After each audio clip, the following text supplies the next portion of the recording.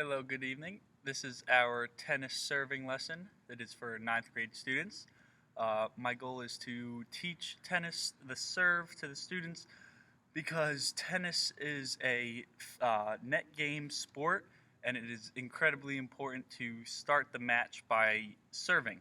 I want the students to understand how to serve, the ways to do it, and the area that they are aiming for. In teaching the proper cues of a tennis serve, it is critical to get every single element just to ensure the student's safety and their efficiency. So to begin, we're going to start with our feet staggered. We're going to use our non-dominant foot in front, dominant foot in back. Our ball is going to be held in our non-dominant hand, our racket in our dominant hand. Once you begin the serve, your weight is going to transfer to the front of your foot before you toss the ball in the air and the serve.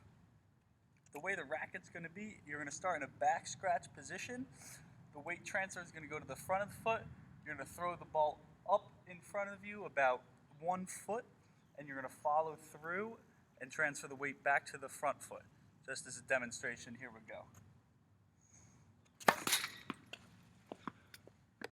It is important to also let your students know where they're aiming in a tennis match. You cannot just serve from the back service line into any other area on the opponent's court because it may not count. The area that you are aiming for is the opposite box. So an example, I'll do a demo.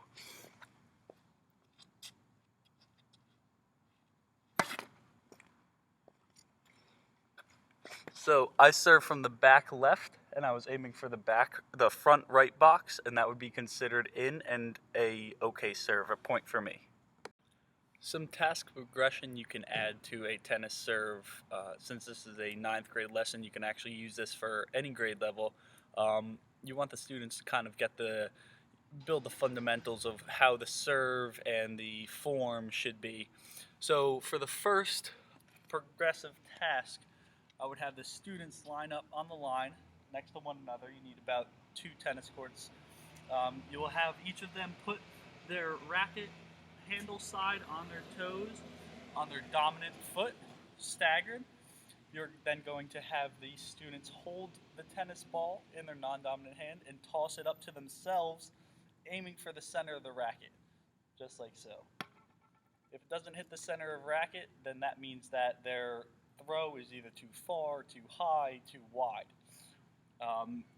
After that, then you can go to having them line up on the service line next to one another. Each of them have a racket and no tennis balls at this moment. Depending on size and spacing, you can put students on the opposite service side or the closest serving side, depending on how many students are in the class. You will then have the students run through the critical elements and usually repeat the teaching cues as they're moving on. As an example, you would go from the back scratch position to an imaginary ball throw, and so forth, just making sure that the students are indeed bringing their rackets up and making contact, keeping their eyes on the ball, and following through. The last and final task I would have these students do is an actual serve themselves. Probably split them up into partners just so there was constant action going on, no one's waiting in line to serve.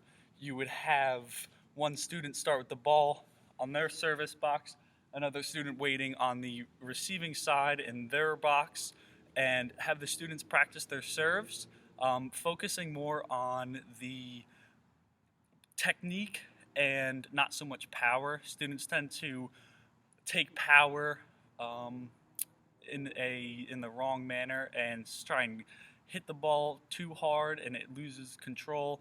Once the students start to use it and become repetitive and accurate with the ball, their hits will be more accurate and power will be created from their hits. I hope you enjoyed this lesson. See you next time.